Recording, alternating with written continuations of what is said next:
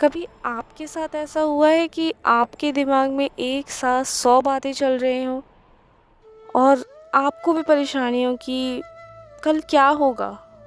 अगर मैं फ़ेल हो गई तो? अगर मेरे लव्ड वन्स मुझसे दूर हो गए तो? आज सुबह से मेरे दिमाग में एक ऐसा ही लूप बन रहा था। कुछ समझ ही नहीं आ रहा था क्या करूं? ऐसा लग रहा है कि आगे क्या होगा? क्या करना है? कुछ समझ नहीं आ रहा। जब भी मैं जगह-जगह आकर फँस जाती हूँ ना, तो वहाँ से रास्ता तो कुछ दिखता नहीं है। तब मैं उनके पास जाती हूँ जहाँ से पूरी दुनिया चलती है। जो मेरे बेस्ट फ्रेंड हैं, मेरे गाइड हैं और मेरे बड़े भाई हैं। हाँ, मेरे कृष्णा के पास। माधव, आप तो सब जानते हो ना, फिर मेरा दिमाग इतना रेस्टलेस क्यों है? मैं इतनी कंफ्यूज और इतनी स्केर्ड क्यों हूँ? क्या मैं ही अकेली हूँ जो इस लाइफ के इस मोड़ पर आकर इतनी हेल्पलेस फील कर रही हूँ? तब मुझे माधव का वो पहला संकेत याद आता है जो भगवत गीता के पहले अध्याय में लिखा हुआ था। कुरुक्षेत्र के मैदान में जब अर्जुन खड़े थे तो दुश्मनों को देखकर नहीं, बल्कि अपने ही लोगों को देखकर और आने वाले आउटकम के बारे में सोच सोचकर उनके हाथ से उनका धनुष यानी कि उनका गांडीव गिर गया था।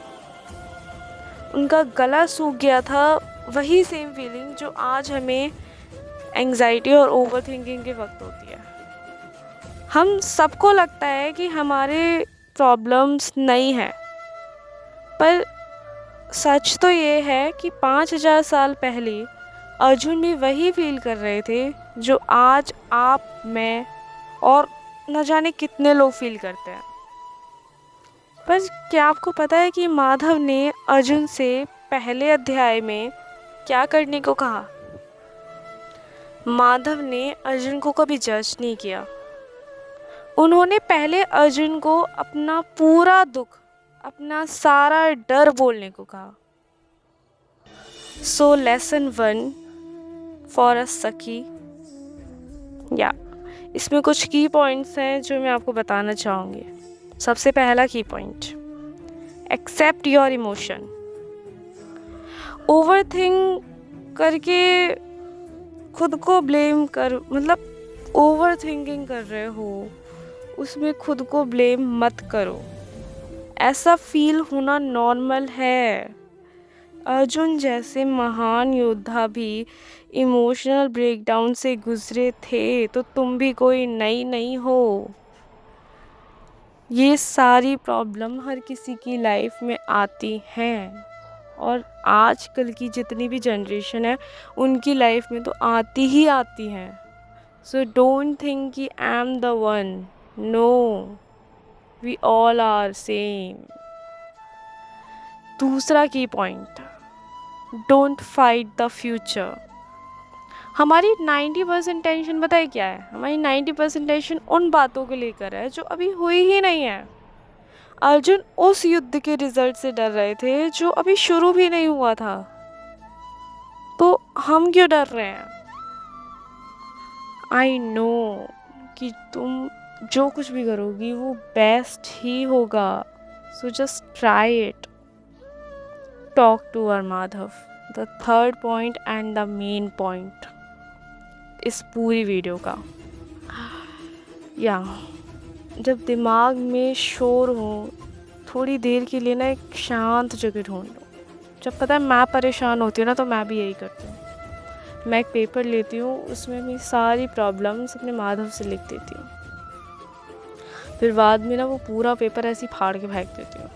एंड उसके बाद जो लाइट फील होता है ना, आई डोंट थिंक कि वो किसी से बात शेयर करने के बाद भी होता होगा। मुझे पता है कि यहाँ पे बहुत से लोग होंगे जिन्हें फ्रेंडशिप पे भरोसा नहीं होगा। मतलब चाहे कितनी भी अच्छी फ्रेंडशिप हो, लेकिन कुछ बातें ऐसी होती है जो हम नहीं कर पाते यार। कुछ बातें ऐसी होती है जो सिर्फ हम अपने तक ही रख पाते हैं और इतना भारी मन हो जाता है कि हमारा मन करता है कि हम किसी से वो बातें शेयर करें। तो उस चीज़ के लिए एक पेपर लो, उस पेपर में वो सारी बातें लिख दो और बाद में वो पेपर फाड़ दो। वही नहीं कह रही वो संभाल के रखो, फाड़ दो। एंड दैन यू फील, जो फील करोगी ना, आई एम डैम श्योर कि तुम खुद कहोगी यार क्या टिप है।